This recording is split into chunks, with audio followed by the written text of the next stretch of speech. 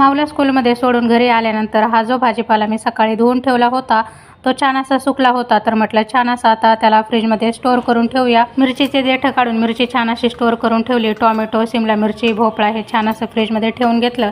त्यानंतर म्हटलं भेंडी आणि जे तोंडली आहेत ते पण लगेच कट करून ठेवून देऊया। तर भेंडी तर पटकन कट करून झाली, पण हे जे तोंडली आहे ना त्याला कट करायला फारच वेळ जातो आणि त्यानंतर हात पण खूप चिकट होतात।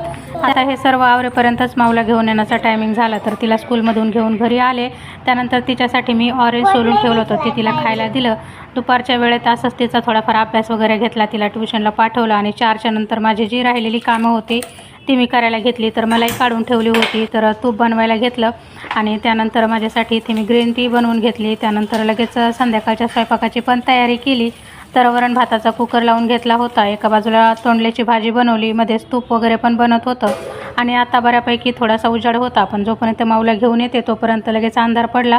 त्यानंतर वरणाला फोडणी घातली, वरण तयार झालं आणि चपात्या बनवून घेतल्या। आज गुरुवार होतं, आम्हाला जायचं होतं श्री स्वामी समर्थ महाराजांच्या मठामध्ये, त्यामुळे स्वयंपाक लवकर आवरून घेतला। आणि माऊ ट्युशनमधून आली की तिला आणि राजूला खूपच भूक लागलेली असते, त्यामुळे त्यांना लगेच जेवायला वगैरे दिलं। त्यानंतर आम्ही मठामध्ये येऊन स्वामींचं छान असं दर्शन वगैरे घेतलं।